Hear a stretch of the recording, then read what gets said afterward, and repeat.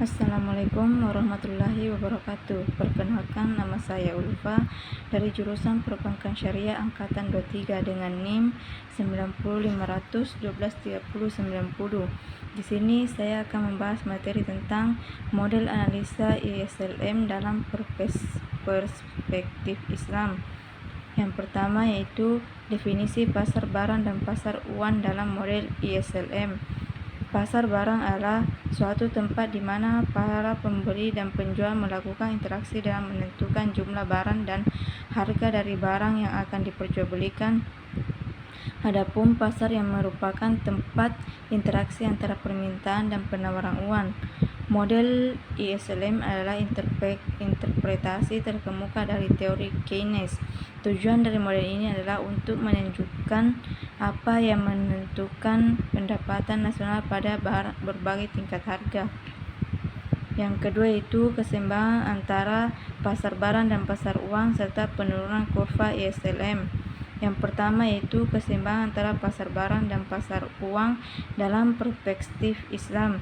Dalam perekonomian, Islam menurutkan keseimbangan antara pasar barang dan pasar uang digambarkan melalui perpotongan kurva IS dan kurva LAM. Kurva IS mewakili keseimbangan di pasar barang, sedangkan kurva LAM mewakili keseimbangan di pasar uang. Titik terpotongnya menunjukkan tingkat bagi hasil profit sharing, bukan suku bunga seperti dalam model ISLM konvensional. Yang kedua yaitu penurunan kurva ISLM. Kurva ISLM menggambarkan keseimbangan ekonomi di pasar barang dan pasar yang berdasarkan kombinasi antara pendapatan nasional Y dan tingkat bunga atau bagi hasil R. Kurva IS menunjukkan keseimbangan di pasar barang dipengaruhi oleh investasi yang menurun saat R naik dan tabungan yang meningkat seiring pendapatan. Kurva LM menunjukkan keseimbangan di pasar yang penurunan kurva IS ditentukan oleh aktivitas sektorial, yaitu hubungan antara investasi dan tabungan. Selanjutnya yaitu hubungan antara kurva ISLM dengan kurva AD dan AS. Kurva ISLM menggambarkan keseimbangan antara para pasar barang dan pasar uang melalui kombinasi tingkat pendapatan nasional Y dan tingkat bunga atau bagi hasil R.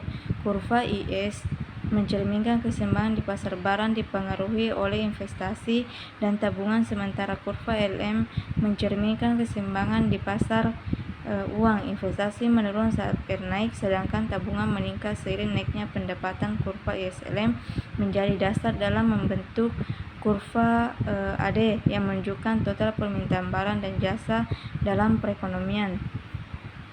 Dampak keseimbangan ISLM dalam perspektif ekonomi Islam.